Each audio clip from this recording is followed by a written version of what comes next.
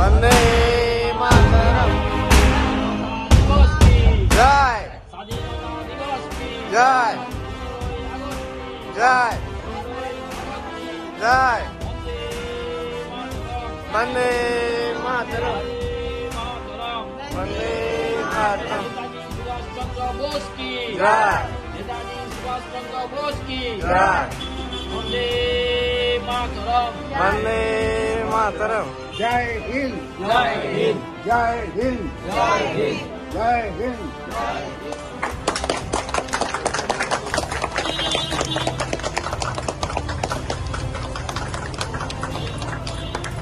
भारत माता की जय। माता की जय। भारत माता की जय।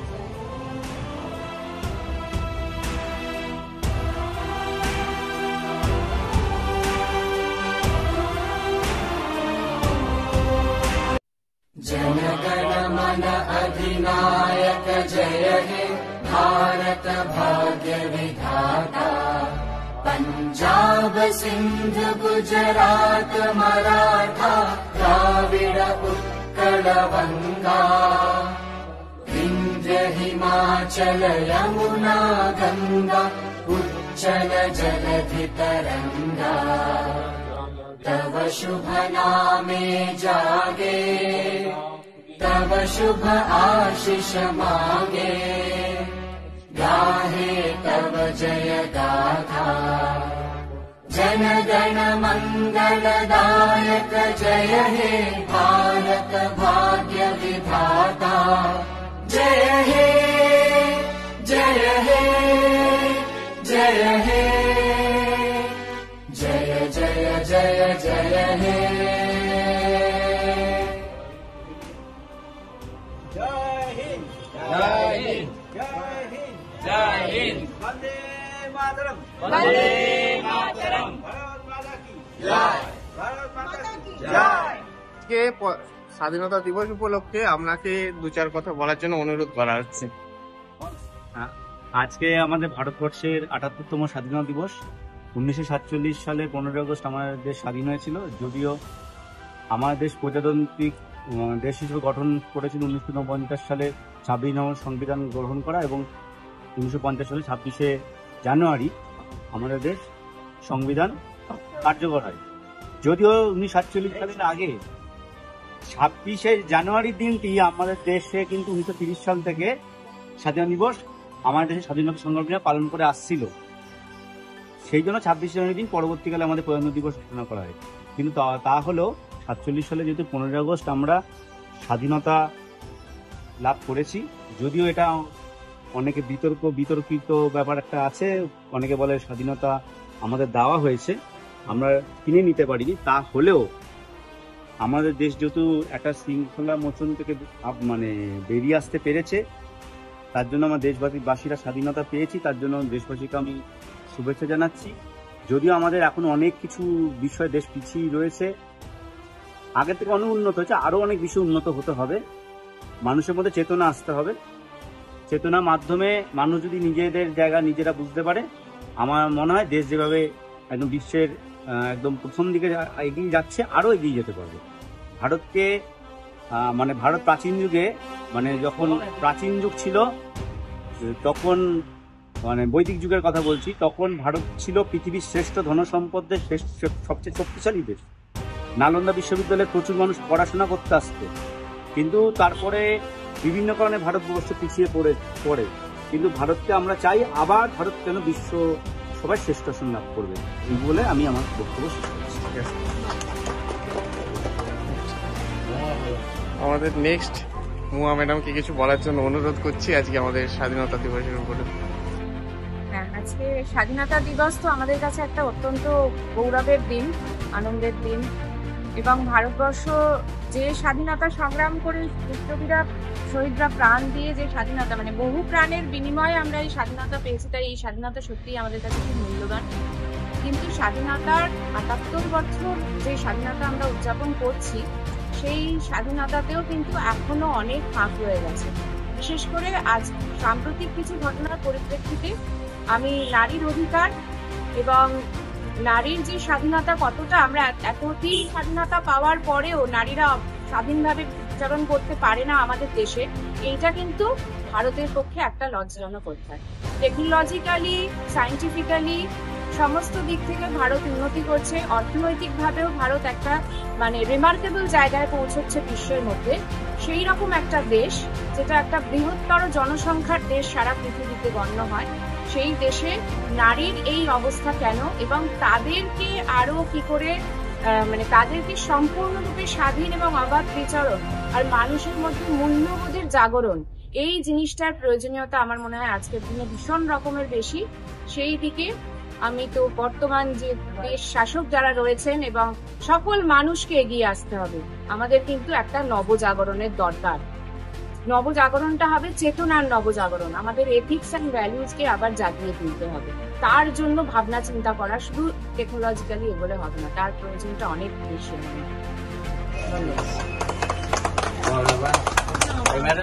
ম্যাম কিছু অনুরোধ রইল আজকের দিনের কিছু। 2024 সালের আজকে 15ই আগস্ট। আজকের দিনটা আমরা স্বাধীনতা দিবস হিসেবে পালন করে থাকি এবং ভারতের সমস্ত জায়গায়, সমস্ত জাতি বর্ণ নির্বিশেষে সমস্ত দেশ, আজকে দেশের সমস্ত জায়গায় এই দিনটাকে উদযাপন করা হচ্ছে। যত বীর শহীদরা আমাদের জন্য প্রাণ দিয়ে আজকে এই স্বাধীনতা এনে দিয়েছেন, যত বীর শহীদ, নেতাজি সুভাষচন্দ্র বসু বলুন, বিনয় বাদল দীনেশ বলুন, ক্ষুদিরাম বোস বলুন, ভগৎ সিং বলুন, মাস্টারদা সূর্য সেন বলুন, এরকম বহু বিপ্লবী, তাদের প্রতি আজকে আমরা সশ্রদ্ধ প্রণাম জানাই।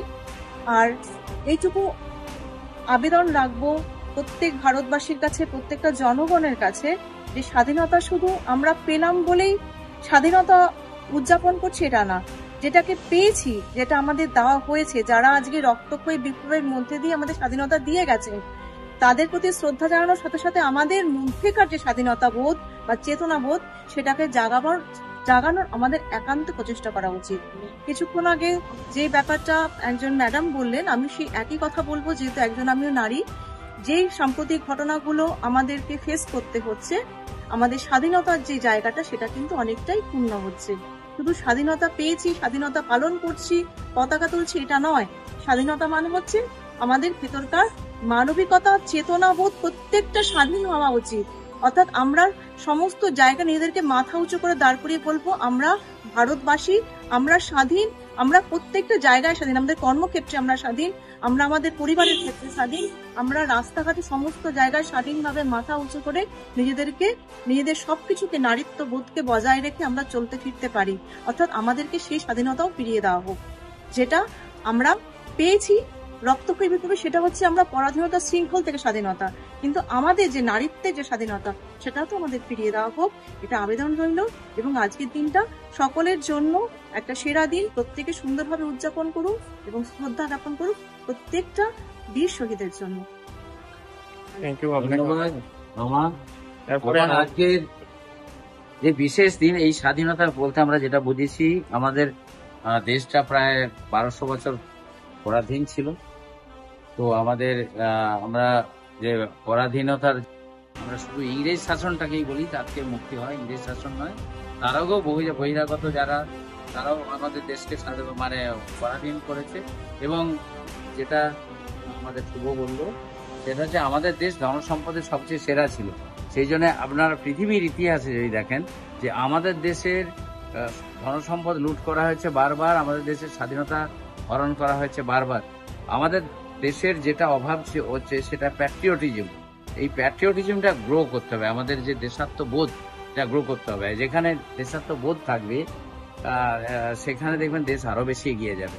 আমাদের বর্তমান যে প্রধানমন্ত্রী, তিনি চেষ্টা করছেন যে আমাদের মধ্যে দেশাত্মবোধ, দেশপ্রেমের করে এবং সমস্ত কিছু ফেসিলিটি গুলো দিয়ে, যে আমাদের মধ্যে যে দেশকে স্বয়ং সম্পূর্ণ করা, আত্মনির্ভর ভারত করার, এই পথে যদি স্বাধীনতাটার আমরা প্রকৃত মিনিং করি, যে আমরা আত্মনির্ভর যদি হতে পারি, তাহলে কিন্তু আমরা আস্তে আস্তে স্বাধীনতার প্রকৃত সুফলগুলো পাবো।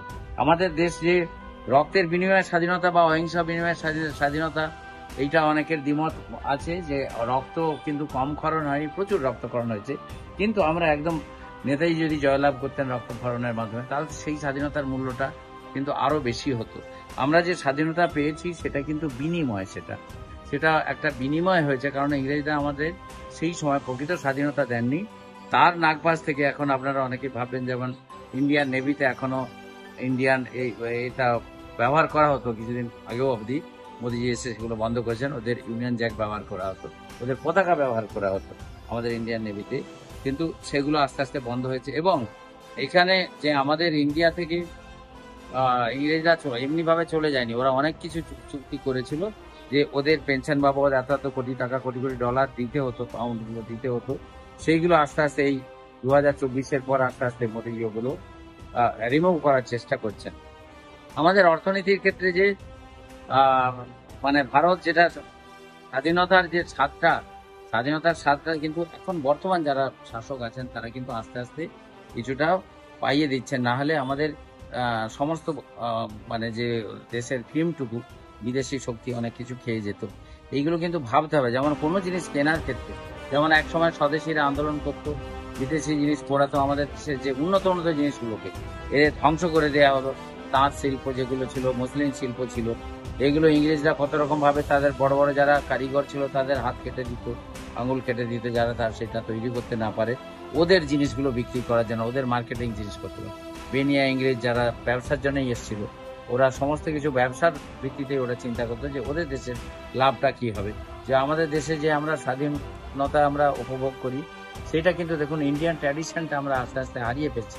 মনে রাখবেন, ধুতি পাঞ্জাবি পরা লোকের সংখ্যা কমে যাচ্ছে, বাড়িতে এলে লেবু জল শরবত দেওয়ার বাড়ির সংখ্যা কমে যাচ্ছে, দুধ খাওয়ার সংখ্যা কমে যাচ্ছে, কোল্ড ড্রিঙ্কস খাওয়ার সংখ্যা বেড়ে যাচ্ছে। বাড়িতে প্রতিটা বাড়িতে গরু থাকতো, সেই গরু, দুধ, দই, মাখন, ঘি, ছানা এগুলো আমরা গ্রামে দেখেছি, কোনো বাড়ি অভাব ছিল না। এখন কিন্তু আমরা সব সেগুলো থেকে হটিয়ে মডার্ন স্বাধীনতার পক্ষে যে আমরা এগিয়ে যাচ্ছি, সেটা কতদূর উন্নতি হচ্ছে, স্বাস্থ্যের দিক থেকে কত উন্নতি করছে, জাতের দিক থেকে কতটুকু উন্নতি হচ্ছে, অর্থকরী দিক থেকে উন্নতি করছে, সেটা সেই ব্যাপারে সংশয় থেকেই যায়। সুতরাং আমরা আসুন এই স্বাধীনতার প্রাক্কালে সবাই মিলে প্রতিজ্ঞা করি, আমরা যখন কোনো জিনিস কিনছি আমরা দেখব সেই জিনিসটা কোথা থেকে তৈরি হচ্ছে। এমনি চীনা জিনিসে সব ভরে গেছে, এবং চীনা জিনিসের মধ্যে একটা জিনিস দেখবেন, এদের মধ্যে টক্সিক মেটেরিয়াল বেশি, আর্সেনিক, এটা ওটা দিয়ে আমাদের কাবু করার চেষ্টা করছে, যাতে আমাদের ব্রেনগুলো আরো কাবু হয়ে যায়। সুতরাং আমরা এই জিনিসগুলো কিনবো না।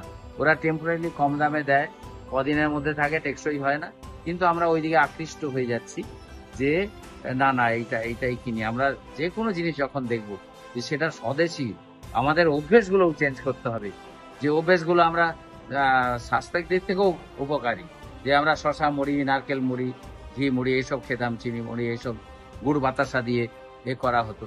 কিন্তু এখন আপনি বাতাসার দোকানে কিনতে গেলাম, তারা হয়তো 250 গ্রাম দোকানের স্টক, তারা জানে বিক্রি হয় না বলে রাখে দেয়, কদিনের মধ্যে থাকে, টেকসই হয় না, কিন্তু আমরা ওইদিকে আকৃষ্ট হয়ে যাচ্ছি যে না এইটাই কিনি। আমরা যে কোনো জিনিস যখন দেখবো যে সেটা স্বদেশী, আমাদের অভ্যেসগুলো চেঞ্জ করতে হবে। যে অভ্যেসগুলো আমরা স্বাস্থ্যের দিক থেকেও উপকারী, যে আমরা শশা মুড়ি, নারকেল মুড়ি, ঘি মুড়ি এইসব খেতাম, চিনি মুড়ি এইসব গুড় বাতাসা দিয়ে করা হতো। কিন্তু এখন আপনি বাতাসার দোকানে কিনতে গেলাম, তারা হয়তো 250 গ্রাম দোকানের স্টক, তারা জানে বিক্রি হয় না বলে রাখেও না। সুতরাং এই জিনিসগুলো আমাদের ফিরিয়ে আনতে হবে।